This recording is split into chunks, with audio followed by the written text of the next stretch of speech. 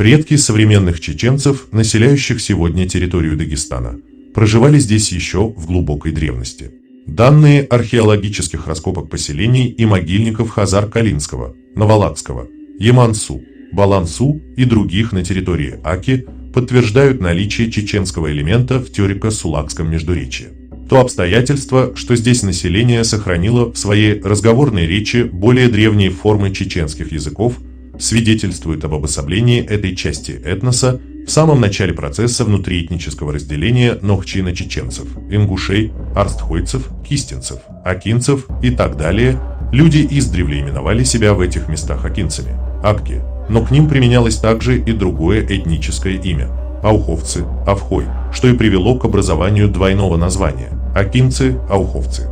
При анализе всех этнополитических процессов в регионе необходимо иметь в виду, что значительная часть проживающего здесь чеченского населения воспринимает землю в означенных границах как исторический аух, как единственное место в мире, где возможно существование акинцев.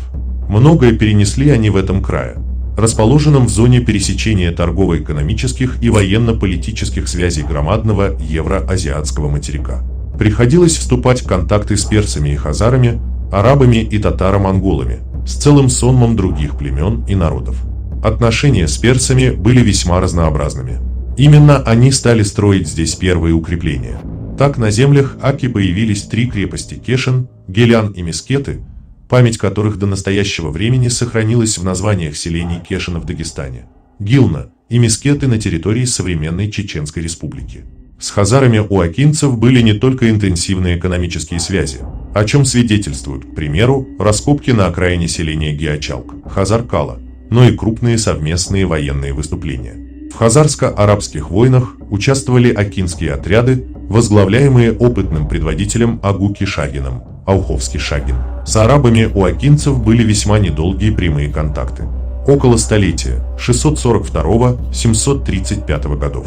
А по арабскому летоисчислению с 22 по 115 год хиджры. Арабы вели упорную борьбу за эту территорию, причем закрепиться на ней им так и не удалось. Однако влияние их оказалось огромным.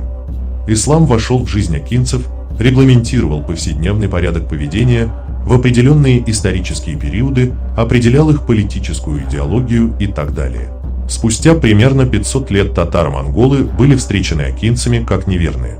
Именно под лозунгами джихада, священной войны во имя Аллаха, вели в бой свои дружины акинские вожди Янбек, Таймасхан и Маади против войск Золотой Орды. Хотя отношения с армией проходившего в этих местах в 1395-1396 годах Тимура имели уже несколько иной характер. Для населения Ауха изнурительная борьба против татаро-монголов на протяжении XIII-XIV веков в целом вызвала значительный регресс в развитии.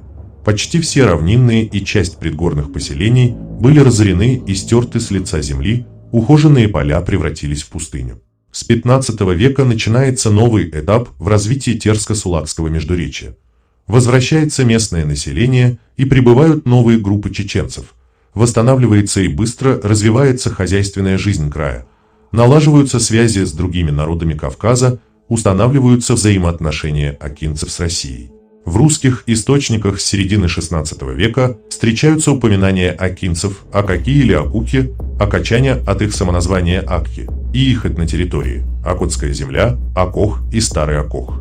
Первоначально контакты акинцев с русскими развивались мирно, о чем свидетельствует союзный договор 1588 года. Однако достаточно скоро характер отношений стал меняться. На наш взгляд, это было обусловлено 2 факторами. Акинцы продолжали жить, сохраняя формы общинной и социальной организации. Их общественный строй казался набирающей мощь государственной машине России примитивным, не заслуживающим внимания в процессе принятия каких-то серьезных решений. Наталкиваясь на неожиданное сопротивление, российские власти проводили карательные акции. Об этом свидетельствуют походы царских войск 1718-1722 годов, которые привели к отходу части акинцев-гачалковцев от правого берега Терека и скоплению их ближе к реке Аксай и Качкалыковскому хребту, а также положили начало вытеснению и уничтожению представителей акинцев-харчхоевцев равнинной зоны. Рост политических интересов России, Ирана и Турции на Кавказе, определил втягивание акинцев наряду с другими народами в орбиту международных отношений. Внутри акинского общества появились группировки, придерживавшиеся различной ориентации, что разрушило политическую стабильность. Как указывает источник конца XVIII века, жилища чеченцев простирались прежде всего от гор, недалеко от Эндери находящихся, до самого моря.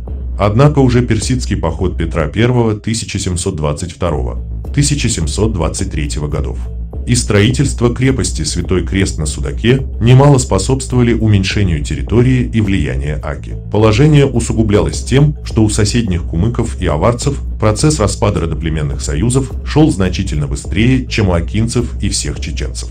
Вследствие этого между ними возникали территориальные споры. Необходимо, однако, иметь в виду существовавшую в тот исторический период традицию. На Кавказе, на Ближнем и Среднем Востоке отсутствовали какие-либо четко фиксированные государственные границы, и уж тем более при их очень условном проведении никоим образом не учитывался этнический состав населения. Любые попытки каких-либо новых местных феодальных властителей установить свое господство хотя бы над частью территории региона вызывали сопротивление. С 30-х годов XVIII века для акинцев начался долгий процесс борьбы против царской администрации и местных северокавказских владельцев. Постепенно она стала приобретать характер священной войны за чистоту ислама. Последний превращался в политическую идеологию, которая мобилизовала и консолидировала все чеченское население. В 1785-1791 годах первый имам Кавказа чеченец шейх Мансур Шурма, став имамом, объединил горцев и возглавил их борьбу против царских войск. К нему присоединились акинцы, которые выдвинули также и своих собственных лидеров. Подавление этого движения привело к массовому истреблению акинского населения и насаждению колониальной администрации в равнинных районах Аки.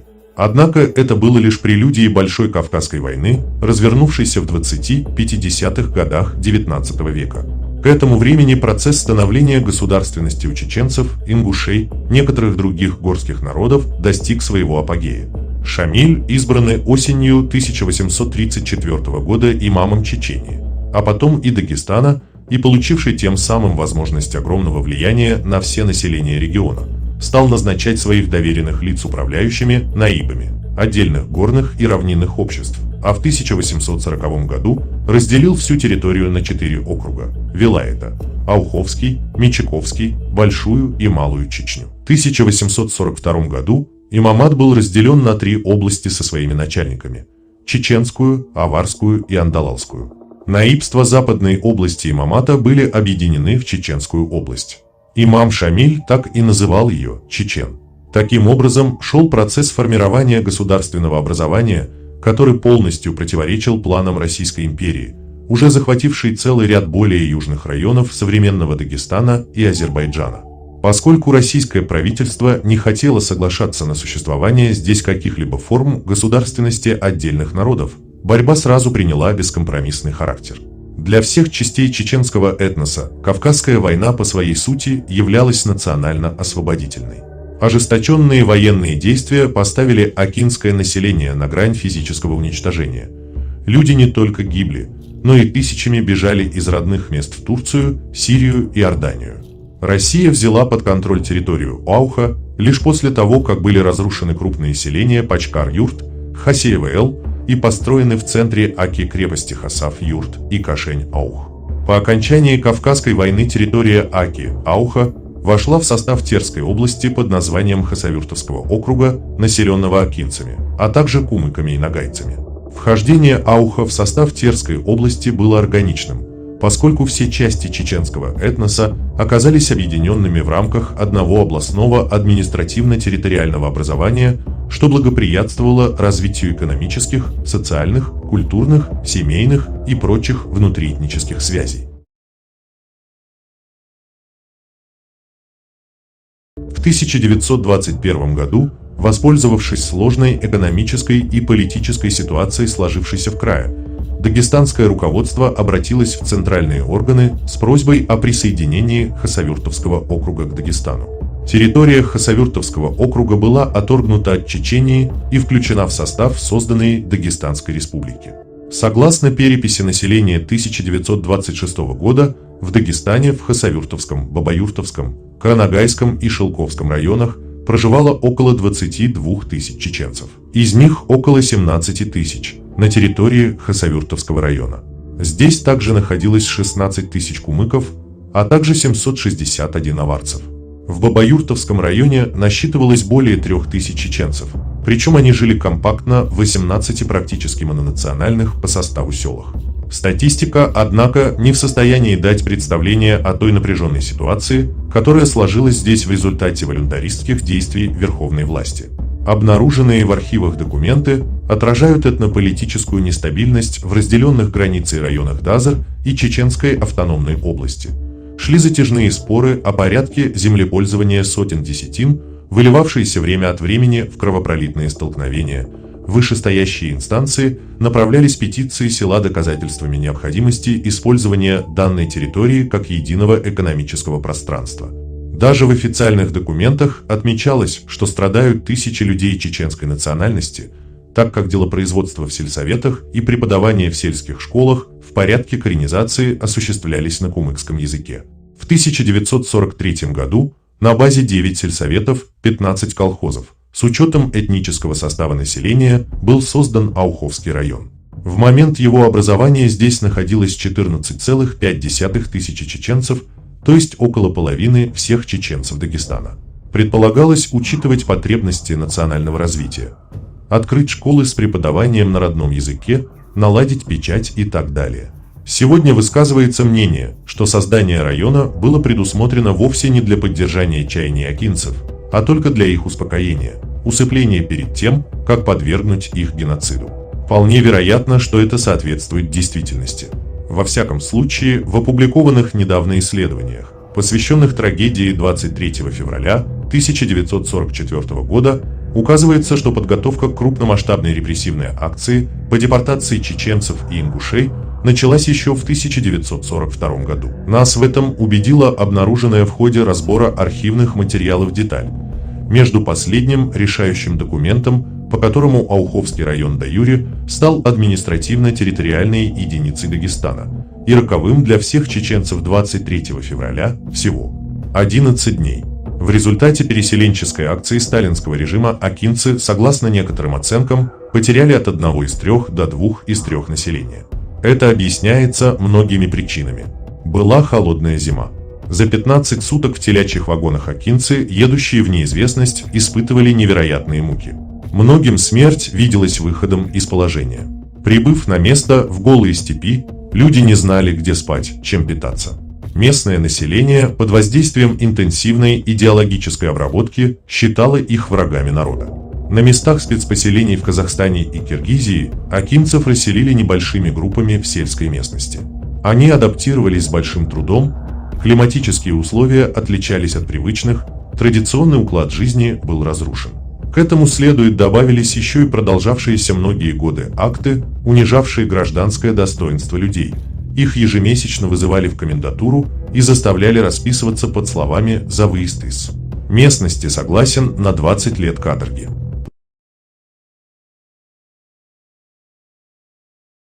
После выселения чеченцев в Казахстан и Среднюю Азию на основании указа Президиума Верховного Совета об административно-территориальном устройстве Дагестанской АССР от 7 июня 1944 года Ауховский район был переименован в Новолакский, причем часть территории была передана в состав Казбековского района.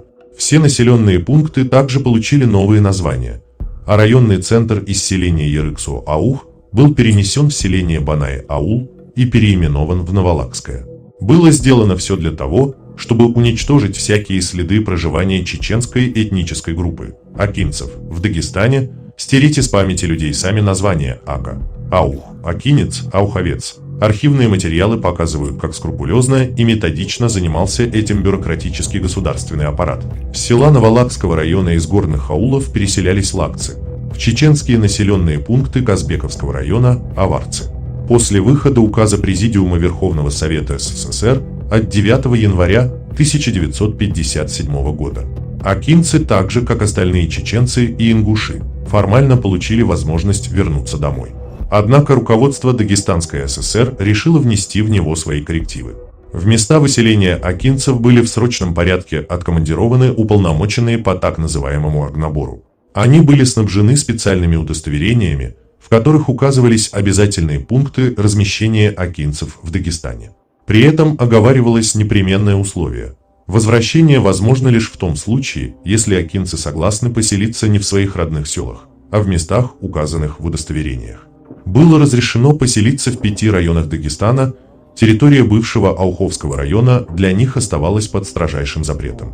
Таким образом, акинцы должны были возвращаться не как реабилитированные, а в качестве рабочей силы.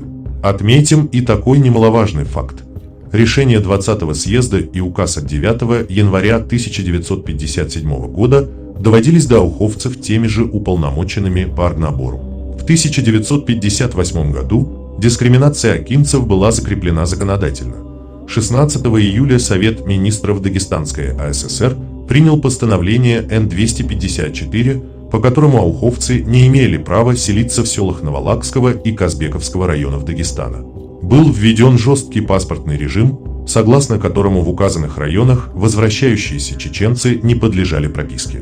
Прокуратуре, МВД и Верховному суду Дагестанской ССР предписывалось принять меры к строгому соблюдению паспортного режима и охране общественного порядка в вышеуказанных местностях, привлекая нарушителей законов к государственной ответственности. Однако власти не ограничились этим. Ссылаясь на то, что якобы дагестанское население, возвращающееся из Чечен, Ингушетии и чеченцев, прибывающих в родные места, невозможно обустроить, в постановление Н-254 был введен пункт 3, который гласил, что дальнейшее переселение чеченцев из Средней Азии будет проведено только в течение 1959-1960 годов.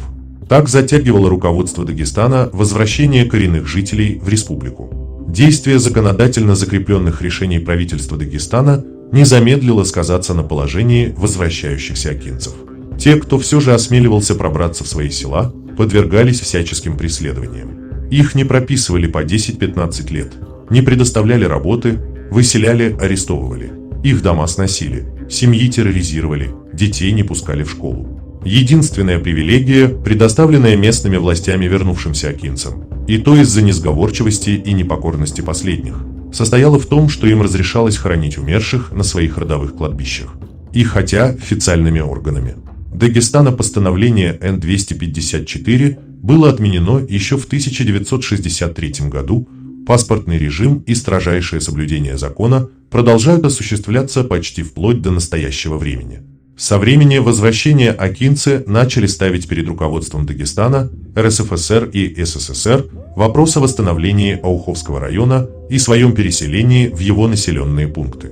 На протяжении почти 30 лет преследовались властями представители акинцев, отправлявшиеся в Махачкалу, Москву с петициями, обращениями и так далее. Почтовые отправления из республик письма, заявления. Перехватывали на почтамтах, делегации акинцев задерживали в аэропортах и на вокзалах различных городов СССР, арестовывали в самой Москве и высылали обратно. Активных участников движения увольняли с работы, исключали из партии.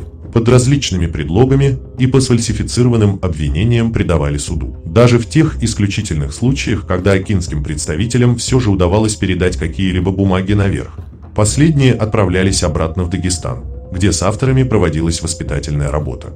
Таковы вкратце основные вехи истории акинцев. Являясь составной частью чеченского этноса, они вместе с тем прожили свою собственную судьбу. Ныне данная этническая группа в сравнении с другими группами чеченцев, живущими на территории Чеченской Республики и Ингушетии, оказалась в наиболее тяжелых условиях. Исторически аух, как естественное, складывавшееся в течение многих веков территории обитания акинцев, был разрушен тоталитарным режимом вследствие отторжения его сердцевины, Ауховского района. Тем самым были подорваны основы существования этноса, а также нарушены устойчивые взаимосвязи между различными народами, проживающими в Хасавюртовском регионе.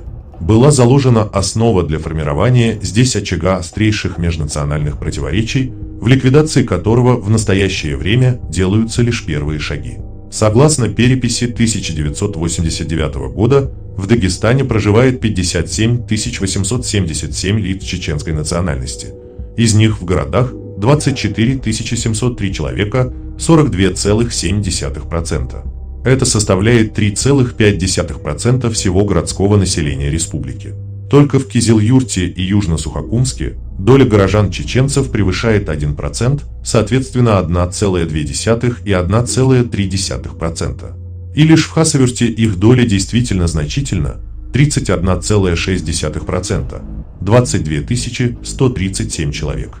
Следует отметить, что не все живущие здесь чеченцы являются собственно акинцами. Последних, по различным оценкам, не более 40-45% всего местного чеченского населения. Структура занятости чеченцев-горожан может быть представлена следующим образом. Из 10 520 работающих граждан 3352 трудятся в промышленности и на транспорте, 1431 в строительстве, 986 в сфере торговли и общественного питания, 431 в здравоохранении и социальном обеспечении, 481 в системе управления и так далее.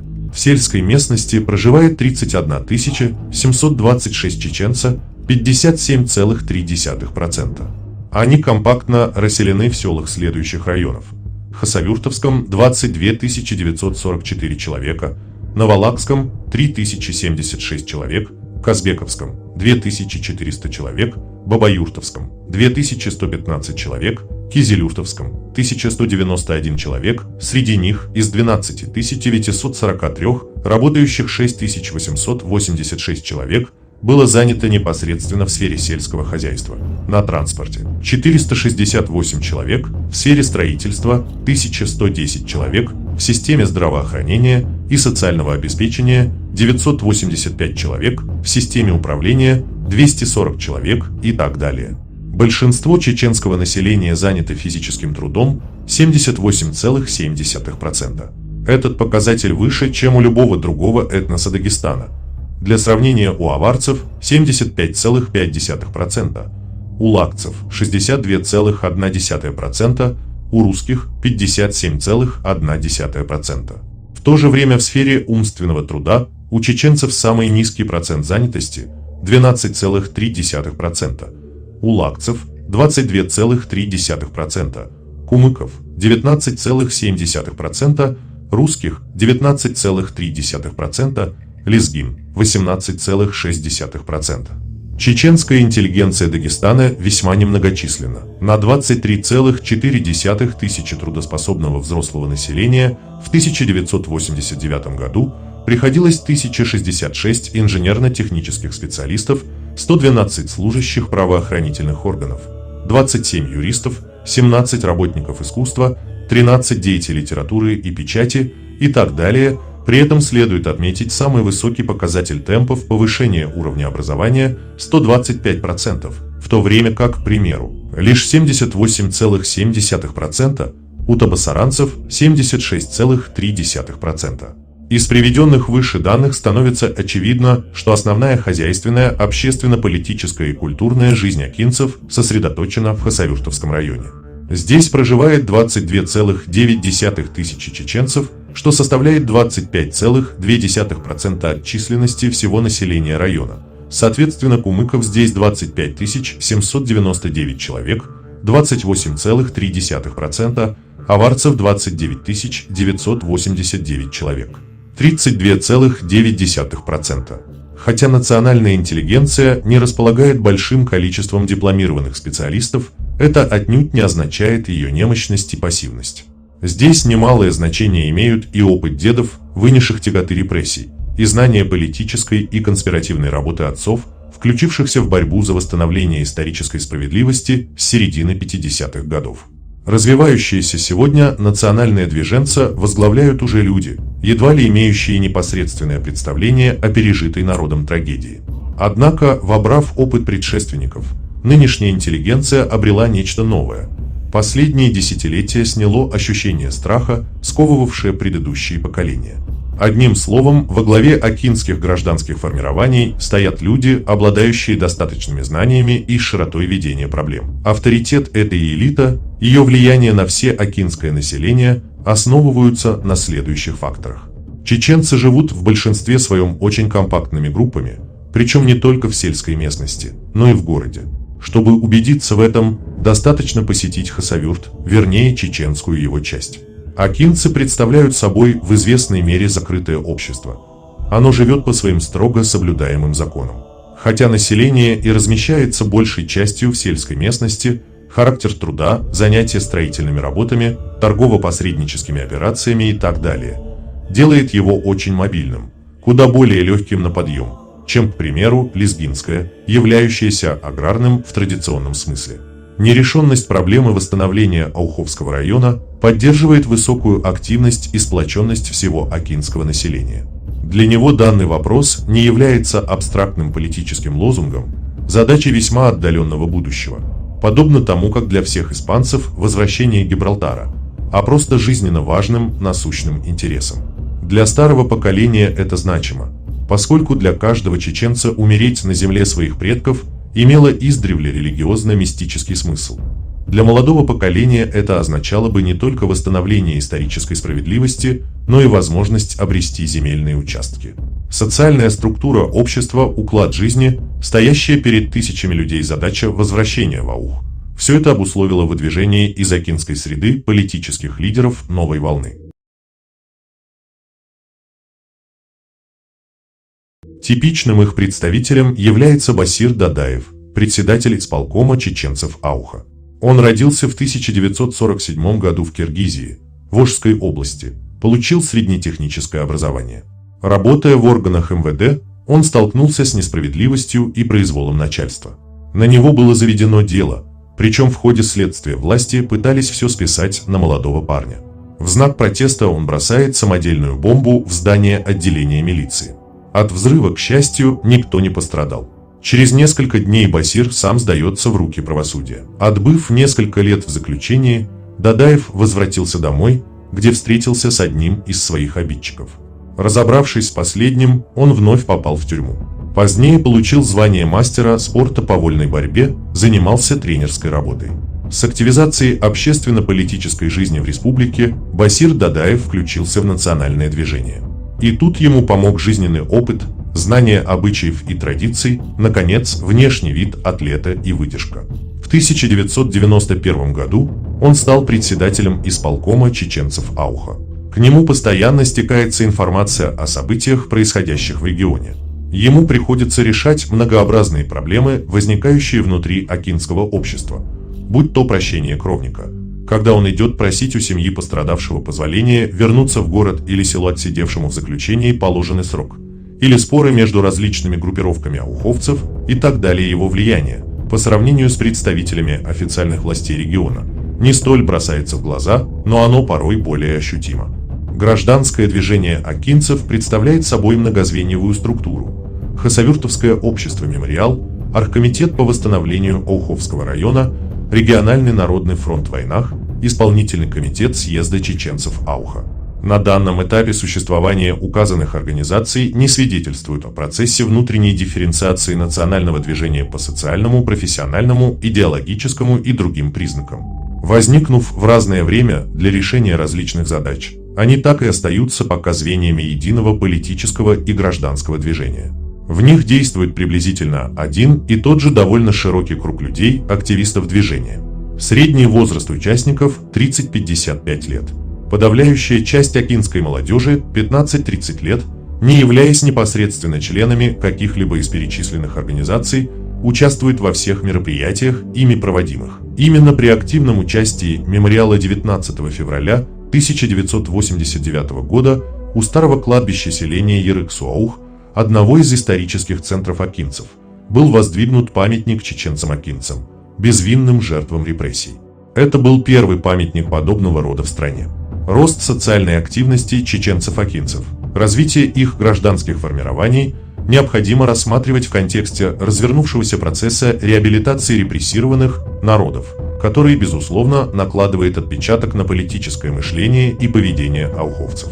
Становление современного национального гражданского движения проходит в условиях нарастающего ожидания всем чеченским населением восстановления Ауховского района, возвращения в свои села. Еще в обращении к жителям Новолакского и Казбековского районов 3 февраля 1991 года подчеркивалось: вот уже 34 года после возвращения чеченцев продолжается это изнуряющее обе стороны противостояние, С одной стороны, справедливое желание чеченцев вернуться в родные очаги своих предков, а с другой – нежелание уступить чужие земли, дома. Противостояние мешает спокойной жизни обеих сторон, постоянно держит в напряжении, в ожидании страшного, непоправимого конфликта. Мы люди одной веры, культуры, обычаев, традиций, всегда понимавшие друг друга. Наш народ полон решимости вернуться в этом году в свои родные аулы, дома. Мы с удовлетворением восприняли желание жителей Наволокского района сделать шаг нам навстречу. Нам хотелось бы, чтобы подобное желание проявили и жители Ленин-аула, и Калинин-аула Казбековского района. Следует отметить, что общий достаточно низкий уровень политической культуры всего населения региона, стремление определенных кругов в руководстве Дагестана использовать обострившуюся обстановку в своих интересах и так далее. Все это, сталкиваясь с растущим желанием акинцев восстановить Ауховский район, вызывало у них лишь встречную волну активности. К примеру, вместо того, чтобы объяснить намерения чеченцев другим национальным общинам края, республиканские и местные власти в июле 1989 года собрали в селе Наволокское митинг аварцев и лакцев численностью до 3000 человек, на котором были выдвинуты следующие требования к руководству России, Чечено-Ингушетии, Дагестана. Считать установленный на территории Наволокского района памятник чеченцам-акинцам, жертвам репрессий, очагом напряженности и столкновений. Признать незаконным решение Наволокского райисполкома от 17 февраля 1989 года о разрешении установить памятник чеченцам-акинцам как закулисное и принятое под давлением. Считать необходимым перенос данного памятника за пределы района.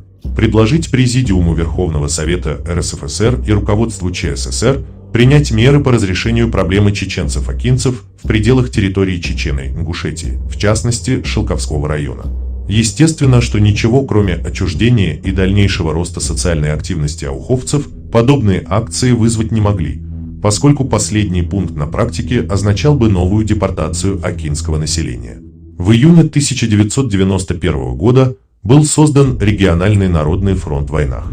Его появление означало, что поднявшееся стихийно-массовое движение обретает форму политической организации, принимающей на себя роль регулятора поведения акинского населения, выразителя его интересов. В войнах сразу взял курс на обретение определенных функций исполнительной власти в зонах компактного проживания акинцев, для чего понадобился съезд чеченцев Ауха. Он состоялся 20-21 декабря 1991 года. Чтобы глубже понять смысл принятых на нем решений, необходимо, на наш взгляд, проанализировать процессы, происходившие в регионе и высветившие складывающуюся в нем ситуацию. В марте 1991 года вышел указ, полностью отменивший все акты, приведшие к репрессиям целого ряда народов. Уже он дал толчок развитию гражданской активности акинцев, которые в своем обращении 14 апреля 1991 года выступили за немедленное восстановление Ауховского района в границах на 23 февраля 1944 года, реставрацию исторических названий чеченских сел, возвращение домов их законным владельцам. Здесь следует обратить внимание на следующие обстоятельства. В 1943 году Ауховский район, хотя и создавался с учетом этнического состава, де-юре представлял собой административно-территориальную, а не национально-территориальную единицу. Однако его восстановление сегодня воспринимается многими акинцами именно как воссоздание национально-территориального образования.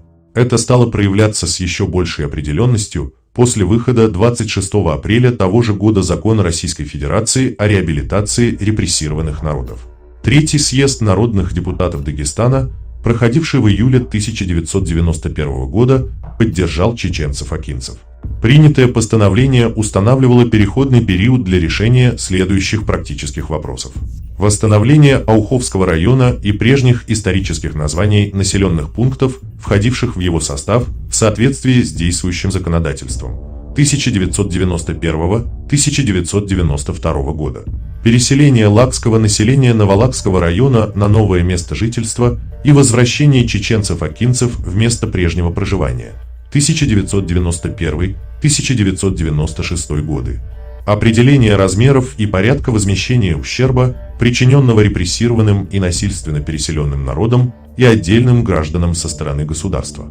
Далее инициатива перешла к органам исполнительной власти. Решением правительства России от 24 января 1992 года и правительства Дагестана от 18 февраля 1992 года на обустройство переселенцев из Наволакского района предусматривалось выделение кредитов, строительных материалов в необходимом объеме и тому подобное. В частности, уже в первый год было решено затратить на это 165 миллионов рублей.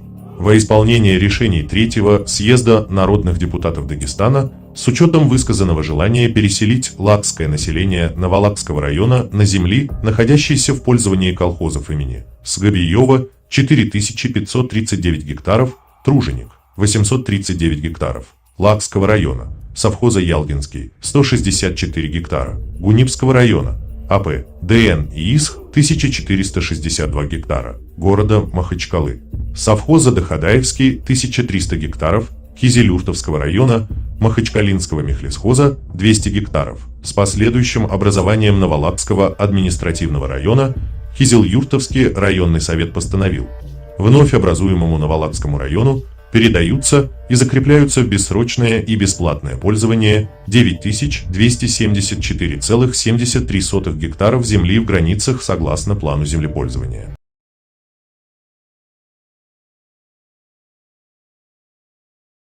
Хасавюртовский городской совет народных депутатов еще в начале июля 1991 года создал комиссию для изучения вопросов, связанных с порядком возмещения ущерба, причиненного незаконно репрессированным народом и отдельным гражданам по безвозмездному возврату домов и других строений, муниципализированных в 1941 и 1944 годах владельцам либо наследникам. Комиссия вместе с мемориалом стала публиковать списки домовладения лиц чеченской национальности по состоянию на 23 февраля 1944 года. Всего пока в городе установлены права владельцев на 273 дома. По указанию съезда при Совете министров Дагестана был создан оргкомитет по восстановлению Ауховского района. В его задачу входили разработка плана и непосредственное осуществление обустройства въезжающих в него чеченцев, подготовка новой управленческой структуры. В организацию было зачислено несколько штатных сотрудников. Не умаляя значения деятельности оргкомитета, вместе с тем необходимо констатировать, что он хотя и был создан сверху, в то же время оказался практически лишенным какой-либо реальной власти. Как с горечью признал его председатель Нуцалханов, полномочий наш комитет практически никаких не имеет. Это своего рода комиссия по согласованию решений с исполкомами советов народных депутатов Казбековского и Наволакского районов. То обстоятельство, что комитет ничего не может, делает его положение в глазах самих чеченцев двусмысленным. С одной стороны, последние готовы работать с любой структурой, декларирующей целью своей деятельности восстановление Ауховского района. С другой, неспособность организации к практическим шагам вызывает отчуждение граждан не только от нее, но и от всей системы власти, ее создавшей. Несмотря на все недостатки принятых государственных постановлений и созданных для их реализации структур, нет сомнений в том, что благодаря им вопрос возвращения тысяч людей в родные места был поставлен в реальную плоскость. Это не могло не отразиться на политической обстановке в регионе. Первыми свое несогласие с намеченным государством решением ауховской проблемы выразили кумыки, поскольку они и не без оснований считали, что переселение лакцев будет осуществляться именно на их исконные равнинные земли. Заявление, сделанное осенью 1991 года руководством кумыкского народного движения «Тенглик», не оставляло никаких сомнений в том, что переезд тысяч лакцев в зону севернее Махачкалы и образование новой административно-территориальной единицы повлечет за собой тяжелейшие последствия для всего региона. Противоборство кумыков с правительством и Верховным Советом осенью 1991 года носило политико-правовой характер. Было выдвинуто требование реорганизации органов МВД для поддержания безопасности граждан. Однако здесь, несомненно, имелся еще и чечено-лакский аспект. Открыто это проявилось позднее, когда в конце апреля-начале мая 1992 года зона предполагаемого переселения лакцев была занята палаточным городком активистов Тенглика, которые категорически выступали против воссоздания Наволакского района на кумыкской земле. События осени 1991 года в районе Хасавюрта могли перерасти в жесточайшие межнациональные столкновения. Взаимоотношения чеченцев с аварцами в Казбековском районе оказались еще сложнее и острее.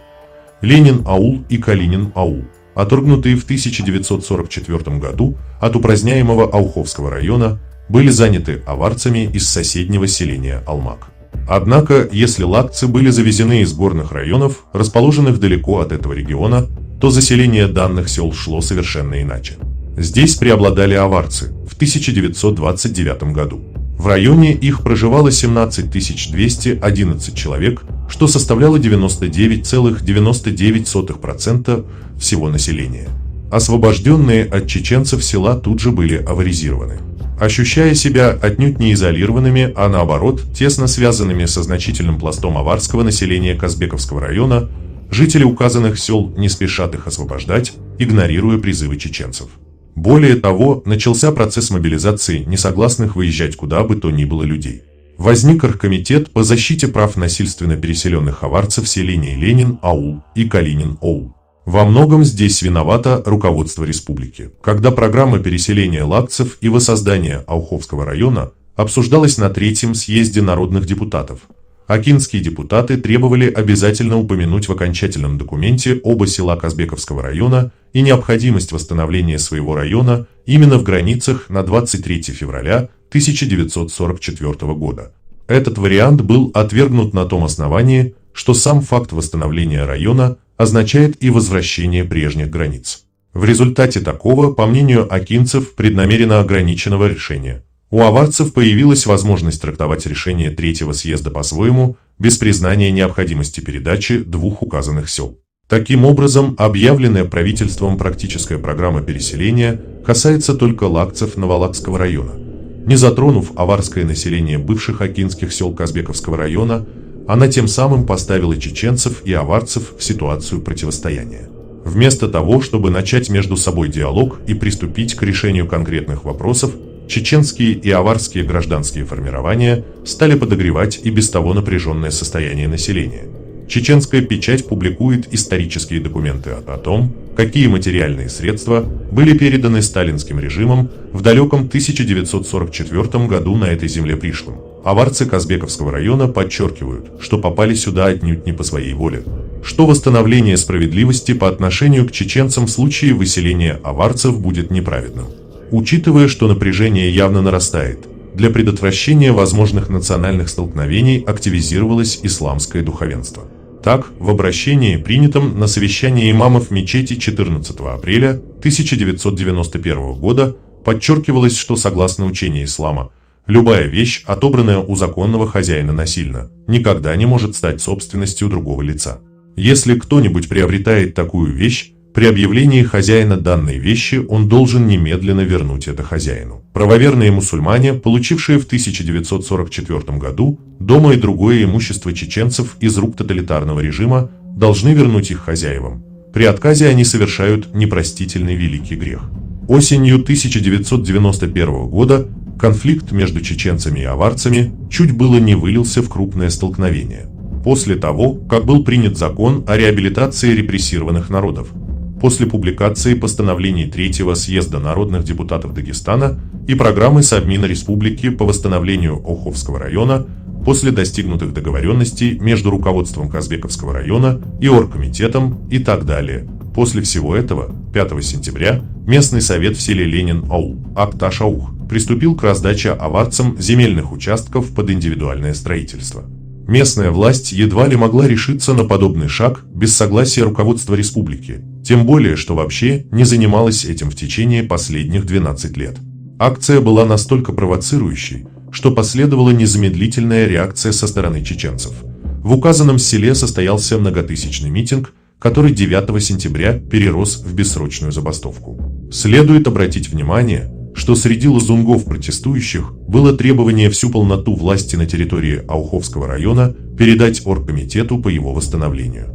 Власти республики не нашли ничего другого, как объявить чрезвычайное положение на территории Казбековского района. Собравшийся 10-тысячный митинг отреагировал призывом к неповиновению, аргументируя это тем, что в стране гор чрезвычайным положением исправить ничего невозможно. Здесь правят другие законы, законы шариата. Здесь дороги, честь и свобода.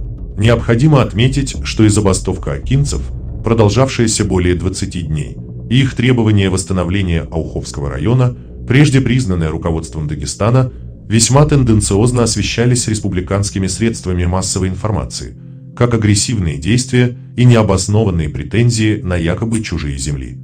Слова «не отдадим ни пяди дагестанской земли» звучали с телеэкрана как призывы к действию силой и оружия. Ситуация угрожала перерасти в открытое столкновение между двумя крупнейшими общинами в данном регионе, и лишь вмешательство чеченца Руслана Хасбулатова, тогда и председателя Верховного Совета РСФСР, и аварца Рамазана Абдулатипова, председателя Совета национальностей Верховного Совета РСФСР. Их встречи с представителями чеченцев и аварцев в селе Дылым привели к стабилизации обстановки, а затем, 27 сентября, и к отмене чрезвычайного положения. Протокол согласительной встречи между акинцами и аварцами-алматцами сел Ленин-Аул и Калинин-Аул, проведенный при посредничестве Руслана Хасбулатова 24 сентября 1991 года, зафиксировал договоренность, согласно правительственной программе до конца октября, решить вопрос возвращения чеченцев-акинцев в пустующие дома и решить вопросы прописки граждан, имеющих на это право, согласованного между аварцами и чеченцами-акинцами раздела земельных участков. Ускорить рассмотрение вопроса по передаче пустующих участков земель, на которых ранее были дома чеченцев-акинцев, как доказательство согласия сторон, следуя правительственной программе налаживать совместную жизнь. Несмотря на сделанные заверения, никаких реальных сдвигов в решении чеченского вопроса в Казбековском районе не произошло. Хотя местные власти прекратили раздачу земли, речь не идет даже о частичном возвращении аварцев на прежнее место жительства. Более того, имеют место случаи увольнения чеченцев с работы, прекращение выдачи причитающихся им талонов на продукты питания, сахар. Все это, несомненно, в дальнейшем лишь обострит чечено-аварские противоречия. Безусловно, восстановление Ауховского района не может быть осуществлено без определения дальнейшей судьбы проживающего там ныне лакского населения. В 1944 году около 6 тысяч лакцев было добровольно переселено в опустевшие села этого района. Сегодня здесь проживает примерно 7 тысяч лакцев, 1700 личных хозяйств. Казалось бы, перед ними целый ряд самых различных вариантов. Однако при более детальном рассмотрении оказывается, что реальных путей немного. Очень часто как с чеченской, так и с лакской стороны высказывалась мысль о возможности совместного проживания.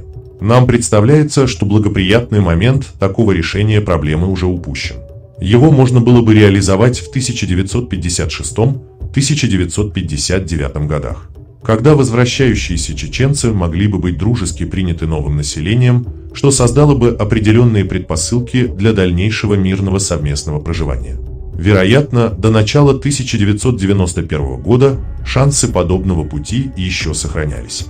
Однако, после публикации закона о реабилитации репрессированных народов, после того, как произошла консолидация значительной части населения лакцев и акинцев под началом возникших гражданских формирований, после того, как с той, так и с другой стороны были допущены противоправные действия, едва ли можно рассчитывать на перспективу достижения в ближайшем будущем межнационального согласия и социально-политической стабильности в воссоздаваемом Ауховском районе. У лакского населения подспудно растет готовность освободить занятые им чеченские дома и села. Однако относительно практических шагов по решению проблемы у них нет единства. Одни вроде бы согласны переехать на предоставляемые земли, но сомневаются, хватит ли на обустройство выделяемых государством кредитов строительных материалов. Действительно ли даст государство по 2 гектарам для крестьянских хозяйств построить поселок в районе близ Махачкалы и так далее в нынешней экономической обстановке, выезд на необжитое место – дело в высшей степени рискованное. Другие предлагают вариант обмена жилья в Новолакском районе на дома в населенных пунктах Хасавюртовского района, против чего категорически возражают чеченцы-акинцы. Время идет, и затягивание отъезда лакцев вызывает эскалацию межнациональной напряженности. На наш взгляд, для спокойного выезда основной массы лакского населения из Ауховского района необходимо предоставление ему двойной гарантии. Государство должно обеспечить оказание каждому фиксированной материальной помощи, денежной, строительными материалами и так далее. Все региональные гражданские формирования должны в форме совместной декларации, хартии, взять на себя обязательство сделать все возможное для соблюдения условий перемещения людей на новое место жительства. Если не будет обеспечено такой двойной связи обязательств государства и субъектов политической жизни, все финансовые и прочие вложения уйдут в песок, ибо мира, стабильности в данном регионе они сами по себе дать не в состоянии.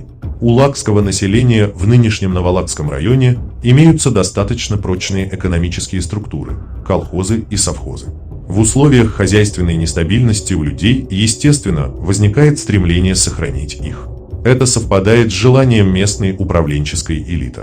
В результате возникает устойчивый идеологический стереотип. Выезд лакцев возможен лишь в форме механического перенесения всей нынешней хозяйственно-организационной структуры в другое место. Хотя лидеры лакских гражданских формирований заявляют, что снимают свое требование об обязательном сохранении административно-территориального образования на новых землях, отказываются от восстановления Новолакского района, при такой постановке проблемы на практике это означало бы его создание. Совершенно очевидно, что кумыки на это не согласятся. Заявление руководства Тинглика не оставляет никаких сомнений в том, что осуществление изложенной выше программы переселения повлечет за собой тяжелые последствия для всего региона. В этой сложной обстановке и прошел в конце декабря 1991 года упомянутый выше съезд чеченцев Ауха. Был избран исполком, который стал центром консолидации всего национального движения, штабом, формирующим идеологическую политическую стратегию движения в рамках всего Дагестана и координирующим предпринимаемые конкретные шаги по реализации плана восстановления Ауховского района. Более того, образованный из 17 человек, этот комитет отчасти взял на себя функции национального правительства. Мы прибегаем к столь сильным формулировкам потому, что, как нам представляется, местное население способно не только отдать исполкому голоса на выборах, но и подняться по его призыву. О намерении исполкома контролировать и регулировать в будущем все экономические, социальные и политические процессы в зонах компактного проживания акинцев свидетельствуют принятые на съезде документы. Исполком признан высшим исполнительным органом общественного самоуправления чеченцев Ауха. Создаются органы общественного самоуправления, которые действуют во взаимодействии с органами государственной власти и управления и не имеют целью подмену их функций. Однако предусматривается расширение полномочий этих институтов в случае, если какие-либо учреждения или законы, дагестанские и российские, будут противоречить естественным и неотъемлемым правам и интересам чеченцев Ауха. Здесь не стоит рассуждать о конституционности такого подхода. Важнее понять, что идет поиск новых, адекватных реальности властных структур. Первые же шаги исполкома в начале 1992 года не оставляют на сей счет никаких сомнений. В сделанном исполкомом заявлении, являющемся по существу его программным документом, были выдвинуты следующие положения. Проведение реформы системы государственной власти с тем, чтобы все народы Дагестана имели равные возможности для защиты своих интересов, независимо от их численности, в том числе формирование Верховного Совета равным числом депутатов от каждого народа. Объявить мораторий на применение законов о земле собственности, о крестьянском фермерском хозяйстве и так далее в местах исторического проживания чеченцев Ауха до полного восстановления попранных прав. Соблюдать принцип пропорционального представительства народов при подборе кадров в органы государственного управления. Это свидетельствует не столько о радикализации национального движения чеченцев-ауховцев, сколько об осмыслении его руководством действительного положения субэтноса в Дагестане, о концептуальном формулировании его интересов. Было сделано существенное уточнение. Восстановление Ауховского района не решает в полной мере проблемы реабилитации чеченцев в Дагестане. Тысячи людей в том трагическом 1944 году проживали вне этого района. Необходимо и в отношении их восстановить справедливость, хотя бы частично им и их потомкам компенсировать нанесенный ущерб. Болезненной для чеченцев-ауховцев является диспропорция в кадровой структуре района. О том, как распределяются места руководителей предприятий и организаций в Хасавюрте в отношении к национальной принадлежности, свидетельствуют следующие данные. Национальность руководителей числов 78 человек, 100%. Процент данной этнической группы ко всему населению. Чеченцы, кумыки, русские, аварцы, даргинцы, лакцы, лезгины и другие нации. 14 человек, 17,7%, 37 человек. 46,8%, 5 человек. 6,3%, 15 человек. 19,0%, 1 человек. 1,2%, 3 человека, 3,8%, 2 человека, 2,5%, 2 человека, 2,5%, 31,6%, 25,9%, 7,2%, 22,5%, 4,5%, 3,3%, 0,7%, 4,0%. Таким образом, около половины постов в городе сосредоточено в руках лиц кумыкской национальности. Аналогичные данные и по другим руководящим работникам более низких рангов, то есть главных инженеров, заместителей руководителей предприятий и так далее, существуют сферы, в которых диспропорции в национальном составе вызывают у чеченцев особое раздражение. В медицинских учреждениях практически нет врачей-чеченцев. В местном ОВД, в руководящих структурах лишь один представитель чеченской национальности. В сферах обслуживания и строительства преобладают чеченцы. Однако руководство их почти полностью кумыкское по составу. Все это создает серьезное препятствие развитию местной чеченской интеллигенции. После 1957 года, примерно в течение десятилетия по возвращении в родные места, основные свои усилия субэтнос затрачивал на адаптацию. С конца 60-х годов, с ростом благосостояния чеченского населения, у людей возникло желание дать образование новому поколению. Увеличилось число молодых людей, поступающих в вузы, преимущественно за пределами Дагестана, в Грозном, в городах России. По возвращении они не находили применения своим профессиональным знаниям, оказывались невостребованными и неинтегрированными в местную управленческую и хозяйственную структуру. Теперь все эти вопросы в сознании многих связываются с кумыкско-чеченскими и аварско-чеченскими противоречиями. Данная проблема продолжает волновать тысячи людей. Однако напрасно, на наш взгляд, один из лидеров чеченцев подчеркивает, что в вопросах кадровой политики ему совершенно непонятна позиция кумыкского народного движения Тенглик. Последний, как и Аварский народный фронт имени Шамиля, не может реально влиять на расстановку кадров в районе. Выход здесь видится в выборах, в формировании нового городского и районного советов уже на многопартийной основе. Именно партиями по существу являются все перечисленные национальные движения, которые и смогут прийти к согласию по кадровым вопросам. Позднее, в результате переговоров между всеми местными гражданскими формированиями, должна быть определена и законодательно закреплена квотная система представительства различных этнических групп в структурах власти региона. О том, что напряжение у чеченского населения Хасавюртовского района продолжает нарастать, свидетельствует заявление, сделанное исполкомом съезда чеченцев Ауха 11 марта 1992 года. В нем, в отличие практически от всех до этого принятых документов, критике подвергается не руководство России, а непосредственно республиканская власть. В Дагестане право – это воля двух-трех господствующих в силу своей численности наций, облаченная в закон. Сегодня народные депутаты всех уровней и государственные чиновники проводят узконациональную политику открыто, не таясь. Имея такую власть в Дагестане, наш народ вынужден принимать защитные меры от экспансии господствующих в Дагестане наций. До тех пор, пока существующая система власти в республике позволяет отдельным народам использовать свое численное превосходство для удовлетворения своих узконациональных интересов в ущерб интересам народов с меньшей численностью, до тех пор, пока эти народы используют данную возможность, в республике не будет ни дружбы, ни интернационализма, ни общественного спокойствия. В качестве первоочередных задач исполком и возглавляемое им национальное движение выдвигают восстановление Ауховского района в полном объеме, на усеченный район, без заселенных ныне преимущественно аварцами селений Акташ-Аух и Юрт-Аух. Чеченские гражданские формирования едва ли согласятся.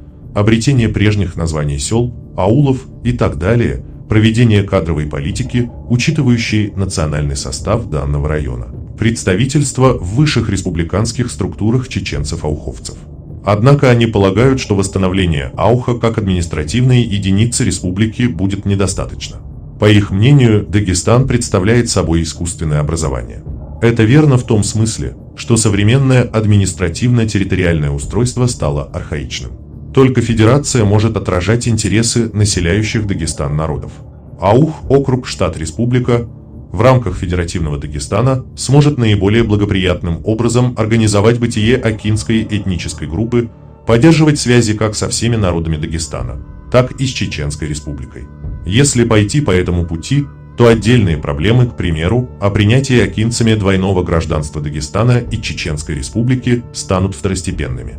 Многим такой подход может показаться угрожающим целостности Дагестана. Однако, если внимательнее взглянуть на действительную ситуацию в республике, то станет очевидным следующее. В первые же выборы, досрочные или очередные, к власти в различных районах Дагестана придут лидеры тех или иных национальных гражданских движений, которые неизбежно будут трансформировать находящиеся под их контролем административно-территориальные образования в национально-территориальные. Нельзя остановить процесс, который уже набрал силу. В результате проведенного анализа акинской проблемы мы пришли к следующим выводам. Восстановление Ауховского района следует осуществить, не создавая при этом из выселенных людей новые значительные группы обиженных. Это может деформировать общественно-политическую жизнь региона на многие десятилетия. Необходимо распространить действие закона о реабилитации репрессированных народов на всех чеченцев Дагестана. Признание властями исторического Ауха не должно вызывать какие-либо территориальные притязания акинцев. Оно, однако, будет свидетельствовать о восстановлении их статуса как коренного народа наравне с другими этносами Дагестана. Решение этой сложной проблемы возможно лишь во взаимосвязи двух процессов. Во-первых, государство должно оказать материальную помощь людям, втянутым во внутрирегиональные миграционные процессы. Разработанная правительствами России и Дагестана экономическая программа может еще дорабатываться, но главное, что она уже существует. Во-вторых, необходимо признание всех местных национальных гражданских формирований полноправными субъектами политической системы республики. Заключение ими договора Хартии о решении акинской проблемы явится гарантией мирного разрешения всех возникающих частных разногласий. Следует осознать, что единственный путь сохранения Дагестана как единого государства заключается в глубоком реформировании его внутренней структуры, федерализации. Этот тезис может быть воспринят как посягательство на территориальную целостность республики. Однако с развитием национальных гражданских формирований процесс федерализации уже начался. Первые же свободные демократические выборы, досрочные или очередные, лидеры движений придут в органы местной власти, начнут их преобразование в национально-территориальные институты. Этот процесс уже идет, он неизбежен, ибо отражает интересы различных национальных групп в большом полиэтническом государстве.